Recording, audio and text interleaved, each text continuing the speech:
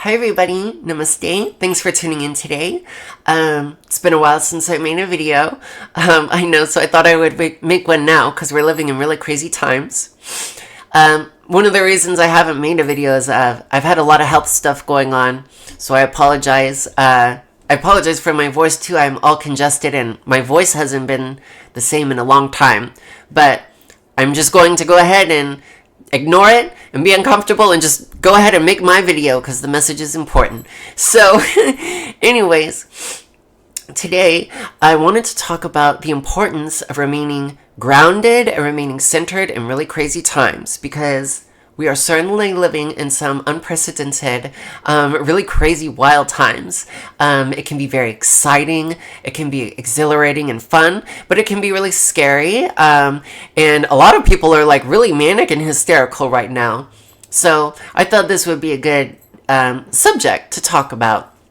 Remaining grounded in God, centered in divinity, and not allowing yourself to be swept up by all of the fears and the worries and the anxieties, the what ifs. My mind is especially bad with that. You know, what if this happens? What if this scenario? What if that scenario?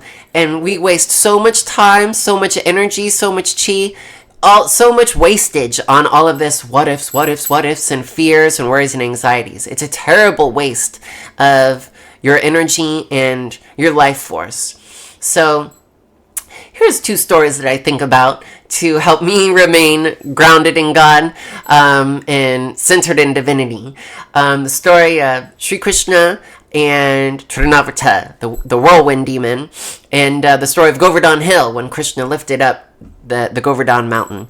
So in the first story, you have Krishna, who's God, and you know, when he came to earth and all of these things, in the womb, right after birth, like as a baby, toddler, kid, adolescent, young adult man, at all stages of his life, this man, people were after him. He had demons and demonesses that were trying to kill him. There were humans trying to kill him. And there were even gods and goddesses at different times conspiring against Sri Krishna. So, in one of the really, anyways, the early examples is when he was a little baby, there was this one demon that was sent after him to kill him, and he was this shapeshifter weather demon, and he could turn into storms and whirlwinds or tornadoes and hurricanes, like in the blink of an eye. So, interesting concept, huh? Usually we hear about shapeshifters turning into different forms or people or animals, but he could shapeshift into a whirlwind and storms. So little Krishna happened to be alone, and he was a very, very mischievous child. So his mother had tied him up, and he was supposed to be, you know, tied up and left in this little place while his mom was off doing like household chores and stuff. But he was the most mischievous of most mischievous children, and he, you know, he was off on his own doing his own thing.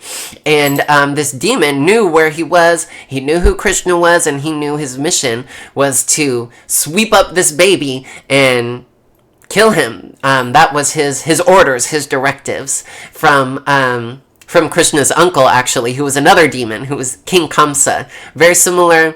A lot of people think maybe, you know, the King Herod killing the Jesus and all of the babies. Very similar motif there.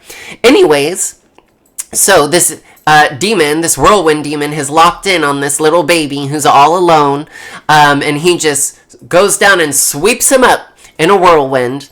And you know, the weather was fine. Nobody had any expectations of like monsoon season or anything, but all of a sudden there's like this huge whirlwind, tornado, massive storm, and you look up there and there's a little baby Krishna. So the intention of the whirlwind demon was to pull the baby Krishna up as high as he could, and then he would smash him down to the earth, killing him. What a terrible thing, huh? Terrible. Poor little Krishna.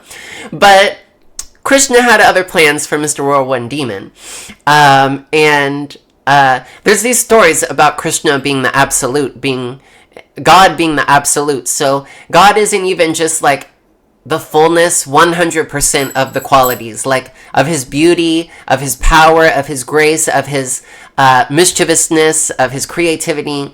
Krishna is 100% and more. Like, he's infinity to infinity and beyond. Because God is always like that next step. He's always in that like constant expansion. So when he's like the fullness of everything, you know, Krishna is the bigger than the biggest, and the smallest of the smallest, the heaviest of the heaviest, and like the lightest of the lightest, because God is absolute in all things. So Krishna was like, you know what? I'm gonna, instead of you smashing me to the ground, I'm gonna smash you to the ground, Mr. Demon. And that's exactly what he did. So he grabbed hold of the demon and became really, really, really, really heavy, like a big boulder or a rock, and came crashing down to the ground, to the utter shock and horror of all of the friends and family and little village people, the little Brajvasins, the Vrindavan villagers. So that's the one story that I like to think about when like the Trinavata demon of like my fears, my anxieties, my what ifs, all of the craziness comes to sweep me up. I'm going to say, nope. Shri Krishnaya Namaha, Shri Krishna Sharanam Mama. I think about Krishna, I surrender to Krishna, I offer my obeisances to Krishna, and I am asking to be grounded in that. So that I'm not being swept up and spun around and just being a victim of my own, you know, anxieties and worries. No. Say no. I remain grounded in Krishna. And then there's another story when, so like I said, there were demons and there were also gods and humans, all sorts of people after Krishna. He pissed off a lot of different people. So there was a story of Krishna. He happened to, him and then all of the inhabitants of like his town, his village of Vrindavan, they really made angry the god Indra. And Indra was like the god of the storms and the rain, and torrential downpours and all of these things. And he was responsible, you know, for good rains, because we need a good amount for the crops, but not too much, because we'll get destroyed. And we don't need too little, because everything will dry up and die, you know? So they would do rituals to Indra for like just the right amount of rain, please. Give us the rain for our crops, but not too much to destroy us. So it was like a respectable, like propitiatory sort of thing. And this was the tradition. But Krishna had convinced the people of Vrindavan, we don't need to do that for Indra this year round. Why don't we just worship Govardhana Hill? And Govardhana Hill was the mountain that provided all of the prosperity and abundance for the people and the cows of Vrindavan. The fresh water and the waterfalls and the various fruit trees and all of the fresh grass for all of the cows, and, you know, everything that they needed, Govardhana Hill provided. So Krishna was like, let us take all of the things for Indra and we'll worship Govardhana Hill. Well, Indra was not pleased about this. You can imagine. He became very puffed up, very angry. He got him and his revenue, and they went to destroy Vrindavan. So there were torrential downpours, and thunder, and lightning, and whirlwinds, and hail, just everything you could imagine. You know, the worst kind of end of the world, kind of the sky is falling situation. That was it. And Krishna wasn't just gonna let that happen, and he wasn't just gonna let his people suffer. So what did he do? Little kid Krishna, he was like, well, you know what, I got everybody into this mess, so I will provide protection and a way out for everybody. Don't worry. And he goes up to Govardhana Hill, and just with his little pinky, he picks up the whole mountain. And then Govardhana Hill itself acts like an umbrella to shield all of the people and the cows and the animals and everybody of Vrindavan from the hail and the sleet and the snow and the ice and the water and the thunder and the lightning and all of the wrath of Indra. So for days and days on end, Indra is throwing everything he has at this mountain and at this little town to destroy these, you know, really disrespectful, puny little humans that think that they can withhold their, you know, their pujas and worship and do respect from Indra. But eventually, Indra runs out of gas, runs out of steam, and it's not working. And then he realizes, oh, there's something really special about this little Krishna. Maybe he isn't just like some mischievous little human kid.